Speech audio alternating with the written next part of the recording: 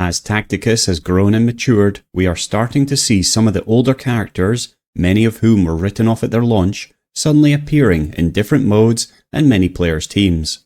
So why are they suddenly appearing now, and which ones should you be taking a second look at?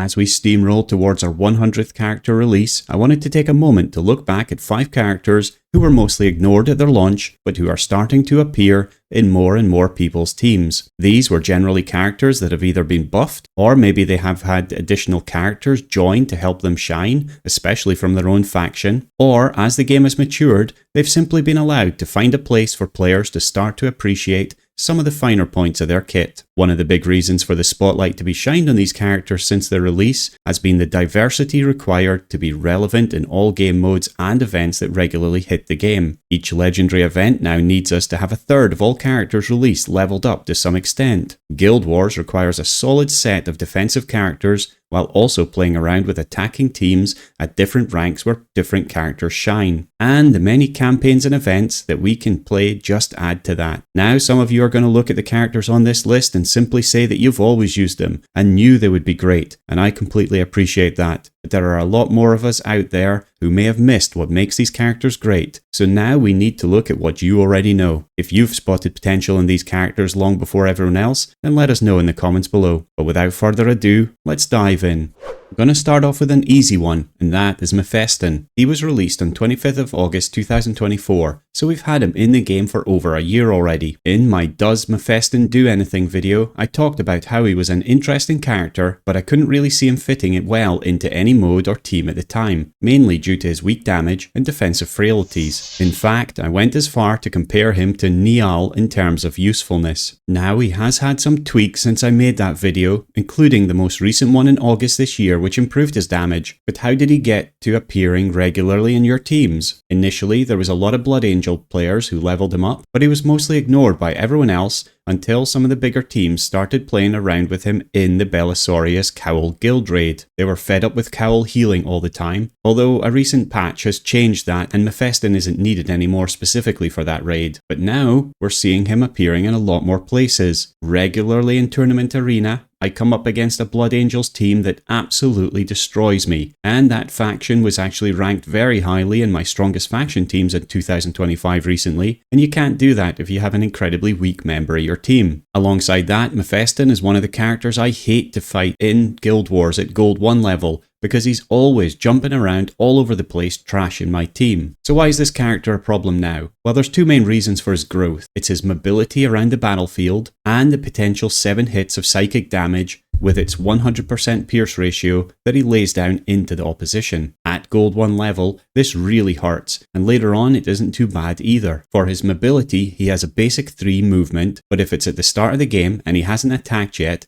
then he gets an extra movement with his rapid assault trait, as well as 25% extra damage. Then his quickening active allows him to move an extra 2 spaces, bringing that up to 6 spaces in total, and making him one of the most mobile champions in the game and capable of breaching the front lines of most maps right from the beginning, and more than capable of taking down a squishy opponent. Because of his rapid assault damage boost, as well as a 120% boost from his quickening active, and then his passive ability hits an opponent for 2 blasts of psychic damage, as well as an adjacent enemy and another enemy behind that one, he really can be this absolute nuke on the front lines. But even more impressive is what happens if you place another Blood Angels character near to the opposition and Mephiston can reach the opposition from his initial movement range. Then it's quite amazing the damage you can output, a little bit like you can see on screen now. That's a whole team potentially being torn apart quite easily. Now obviously most player controlled teams aren't going to stumble blindly in and allow you to do that, but AI controlled teams definitely will and allows you to make quick work of them, so it helps with a bunch of modes. The other thing not to ignore is the second part of his kit, which blocks healing of any character you hit with your passive, which can be up to 3 characters, and that really helps against those annoying Guild War teams that you just can't manage to break through that are backed up by a healer. So overall, if you haven't leveled him very far, I would definitely recommend taking him to at least Gold 1 so you can use him in the tournament arenas, or Guild Wars as an impressive vampiric pain.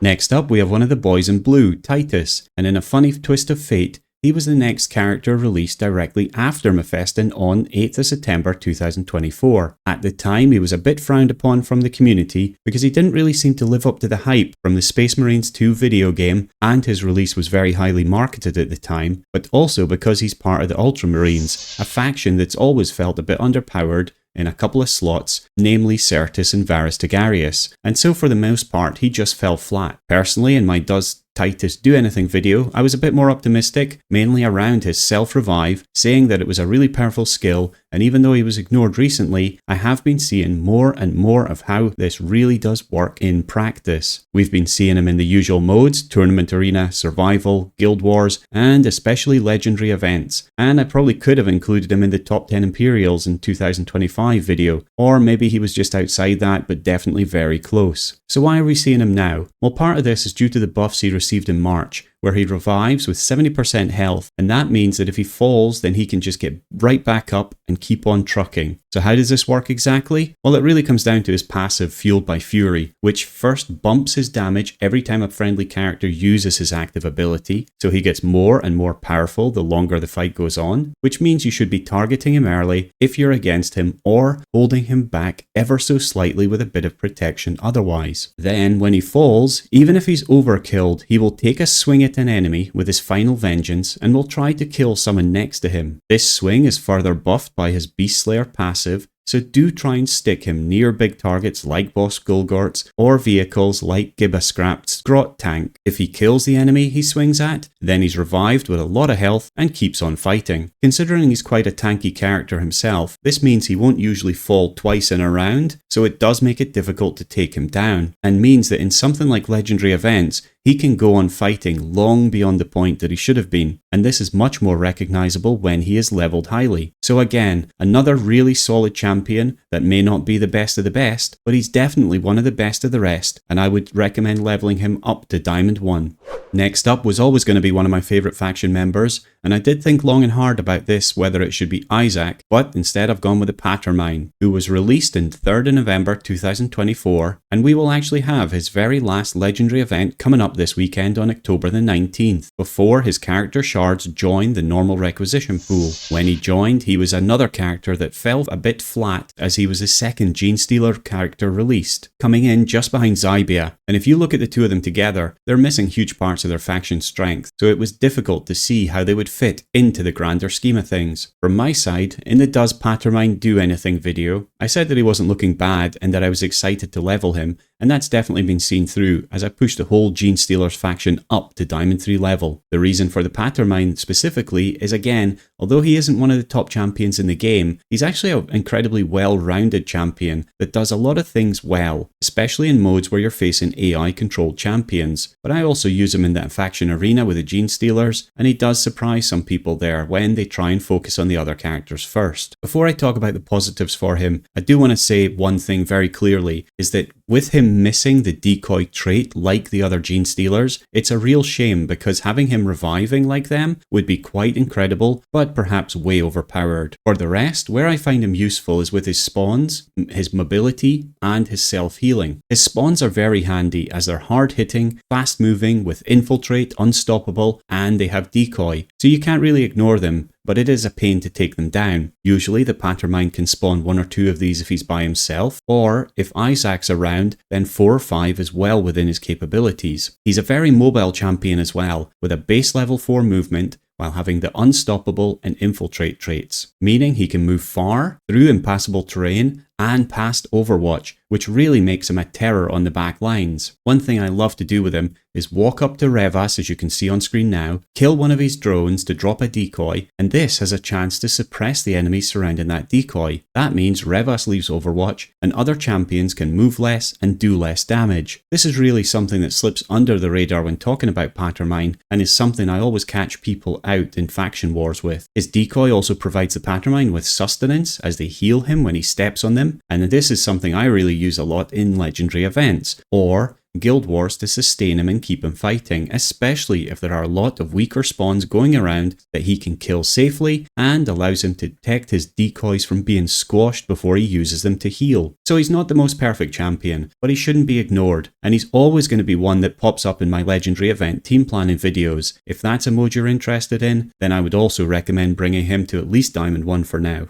I wanted to make sure there was a Chaos character on the list, and I think that it is a very solid World Eater named Rask, who was released on the 17th of March 2024, that deserves to be here. As he was released such a long time ago, the game was a very different place, and so it's difficult to look back with any accuracy. At that time, we were all just generally happy to be getting new champions regularly, and I was also a brand new content creator, and so my own Does Rask Do Anything video didn't really go into any depth or critique about the character's skills. But talking about him now, he doesn't make many top character lists, but he's consistently talked about as a decent character, especially once you've got some levels in him. And I actually think that this is one of the main problems for newer players. Until you get tanks to Diamond 1 level and above, they really struggle to absorb some of the damage that is put out there, and so they really get underestimated by players. I've heard many talk about how someone, even like Maladis, is not a useful character, and I know I had similar issues with him myself until you get him later into the game.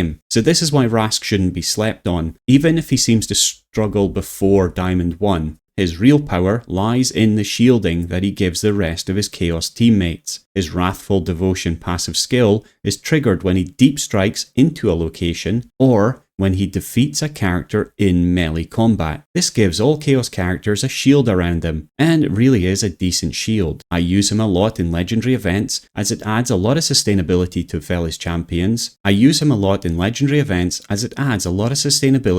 His fellow champions, and generally you are overwhelmed by a lot of enemies, so it's easy to be picking up kills. He does have a lot of traits, including Rapid Assault, Unstoppable, and Terminator Armor, which gives him a solid amount of defensive ability, but his active, Bloody Fury, which hits characters around him depending on how many times Rask has been attacked this round, is a bit weak, and it doesn't really clear the board as easily as, say, Marnius Calgar. There is one other team I love to play him in though, and that is alongside the last character I will talk about in a second. But generally, I would recommend leveling Rask up to Diamond 1, and then use him in Chaos teams with Rotbone to give shielding and sustainability for days. The last character will probably be a surprise for most of you because it's Aryak. Released on the 11th of June 2023, he is the oldest champion on the list. So old in fact that it was actually before my time where I was releasing my Does This Character Do Anything videos, so I don't have much to say about his release and how he was discussed at the time. I feel generally that he suffers from the same problem as Rask for new players, where tanks are just useless until you get later into the game. One note here, if you want to be more defensive, use Aryak, but if you want to be a bit more aggressive, then swap Aryak for Baraquel in this last spot. Both are equally excellent for me, and both are quite often ignored. His power lies in his ability to block active attacks while being a really defensive blocking character. To block active attacks, he throws his active foe hammer at the enemy, and this can be such a disruptive skill, especially if you're facing a team that's built up around a specific active, like Ragnar for example, and you can pretty much do this in round 1 with his deep strike,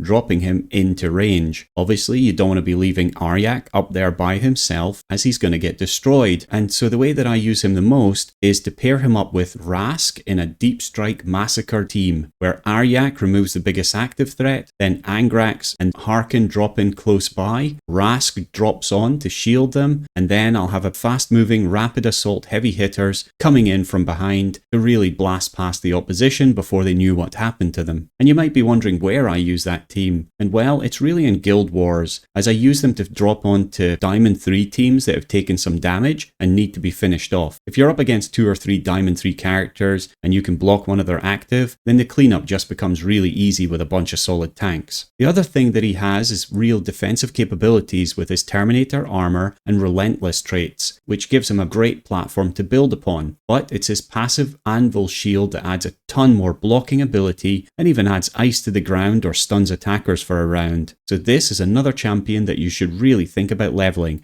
and that will mean Diamond 1 for him before you get any satisfaction from this wolf, but I definitely think you'll find places to use him when you do.